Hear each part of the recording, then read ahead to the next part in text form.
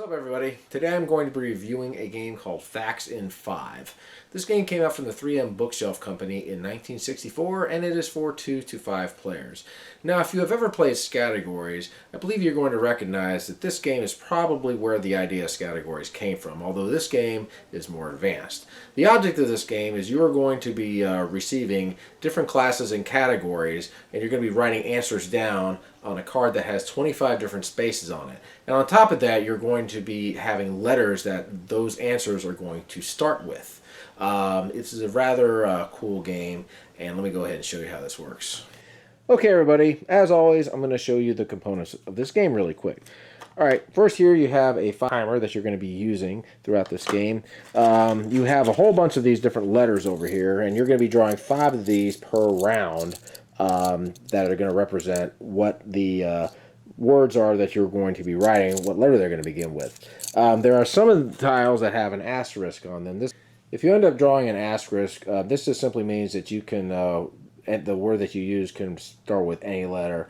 And whenever you do these particular rows and columns, they don't have to start with that same letter. They can start with any letter that you want. And I'll explain how that works in a little bit. Alright, here are your cards, and there are several different types of these cards here. And these cards are what you're going to be using to determine what the category is that you're going to be trying to write down answers for, and the class. And there's a bunch of different types of cards here, and I'll go ahead and show you what they are. Alright, here's one of the cards. This is a card that has a class and the categories below it. The class in this case says product trade names. Now you can just simply use just product trade names as what you're going to be writing answers for, or if you want, you can make it a little more difficult and then choose a category that you would like to try to write down the answers for specifically. And what you're going to do is you're going to write down the class here, and if you decide to choose a category, you're going to write it here. Here is what is called a choice card. If you draw one of these, you're going to have an opportunity to choose either from one of these two classes here, and then if you want to make it more difficult, you can choose from these categories of each. This is a card that is a class card in a category, but this happens to do with syllables of English words. And there's a couple of different cards like this. In this case, you can basically choose if you want to do verbs, nouns, any word, and then you can choose the ranges as to how many letters they're going to be. Here is a card that basically just has class only. There are no categories with this. So in this case, you would just simply choose a class. This is a wild card. This basically means you can choose whatever category and class that you want to. And here's another one. This is a card that is a spelling of English words. In this case, you would choose a category as to which it was going to be a noun, a verb, etc. And then you would choose how many letters those words would have to be. This is the play card. This is where you're going to be writing down your classes, your categories, and then you're going to be writing down the letters that you're going to be using to write down your answers for each of these rows and columns. And this is the master score card. You're going to be writing down the special score, the general score, and the total score from these sheets. And you're going to be doing 5 rounds of these, so you're going to basically be using 5 of these sheets front or back. Now what you're going to basically do is you're going to deal out 5 cards. And if there's 5 players, everybody's going to get 1 card. And if there's less than 5, you'll just deal out, let's just say we're doing 2 players, and I've dealt out these cards. So then what we're going to do is we're going to go ahead and reveal the cards that we got. And in this case, I've got a choice card. So now I'm going to get to choose what I want to do. And let's just say I decide, okay, I'm going to go ahead and choose mathematical terms. So then what I'll do is I will write mathematical terms right over here. And then the next one I got is stage screen personalities. And these are the categories. Now again, I could just simply leave this or just choose this. So let's just say I say male stage screen personalities or something like that. So I'll go ahead and write that in here. And the third one I have here is I have a choice card now. So now I can choose a class of living creatures or botanical objects. So I'm going to just simply say, okay, I'm going to do living creatures, and then category will be animal. So I'll just go ahead and put animal right here. Okay, so then my opponent's got 2 cards that he's going to choose from. And let's just say he decides, okay, I'm going to choose religious orders or denominations. And so he'll just say that. And so I'll go ahead and just say religions here.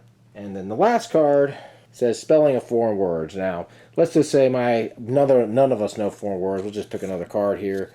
And here's a choice card, and it says musical instruments units of currency. So let's just say he decides to pick musical instruments. So he'll put musical instruments right here. All right, so that's the first step. The second step is now we are going to draw 5 tiles from this pile, and then these are going to be the letters that each of these are going to have to start with. So here's what we got. We got F, and we got X, and we got L, and we got H, and we got R. So now we've gone ahead and got the first round started. So what we're going to be doing is we're going to be writing down math terms that begin with an F, an X, an L, an H, and an R. And we're going to do the same with all 5 of these columns over here. And so we got a 5-minute timer over here, and I'm going to go ahead and just start the timer, and I'm just going to start writing stuff down, and we'll see what happens.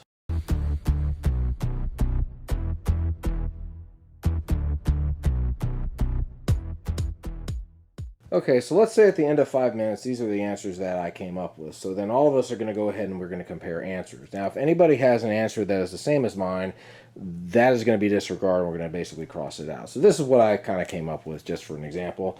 For math term for F, I put fraction. Let's just say no one put fraction, and that was accepted. I would get a check mark. I didn't get anything for X. I didn't get anything for L.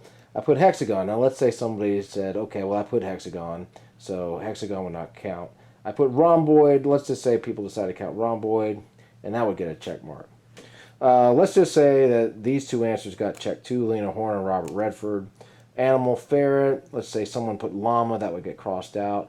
Let's say nobody put rabbit, I crossed that. Lutheran, nobody put Lutheran except for me, let's say that. And then let's just say the same for these 2, French horn and lyre. And of course, I'm not going to get any points because I missed these. So what's going to happen is we're going to use a scoring table over here. So we're going to put check marks for that are going to coincide with the different row and column. So for fraction, I'll put a check here. Ferret, I'll put a check here. French horn, I'll put a check here. And then I won't put anything here. And then I will put a check here, a check here, a check here, and then 3 checks here. Now what I'm going to do is I'm going to go ahead and take these numbers and then square them, and that's going to give me my total. So, and I have to do it this way and this way. So in this case, I'll get 9 points, nothing here, 9 points, 9 points. Here I'll get 4, 4, 4, 1, and 4.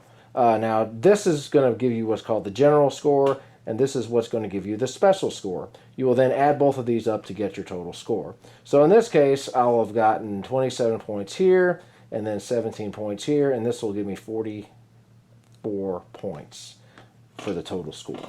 After everybody goes ahead and totals their score, they're going to get on the master scorecard, and then they're going to write down their special score here, their general score here, and then their total. And this game is going to be played in 5 rounds. Now, at the very end of the game, everybody is going to total all of their scores in these 3 different classifications over here. Game is going to be won based on who won each of these categories. So for example, I could end up having a higher special score than player 2, but he could end up having a higher general score than me. So that would give me 1 victory and him 1 victory. And then let's just say this guy had a higher total than me. He would end up winning 2 out of these 3. So in that case, he would end up winning the game. So that's kind of how you do the scoring on this game. So my thoughts on Facts in 5. Well, when I first saw the box, I thought this was going to be one of those games that was going to be complicated because the game is old. And when you see pictures like this, you automatically think, okay, I've got to be like a Jeopardy expert or something like that. But I was rather surprised in the fact that this game is very versatile when it comes to levels of difficulty. You can be a kid and play this game. You do not actually have to choose a category. You can just simply use a class, which makes it a lot easier. Or if you want to be more advanced, you can go ahead and choose a category. I really like the fact that there are different types of cards in this game where you have to think of syllables and you have to think of words that have certain numbers of letters in them. There's a lot of variance in this game, and I really like that a lot. But as far as the rating of this game, I would rate this game probably about a 6, 6.2, somewhere in there. I think that if you like word games, and especially if you like categories, you should definitely give this game a try. The good news is this game is not that expensive. You can probably get it on eBay for about $10 or so. I've actually found a couple of copies at thrift stores. Out of all the 3M bookshelf games that I have, I've seen this one the most. So anyway, y'all, that is my review. Y'all take care. Have a great day.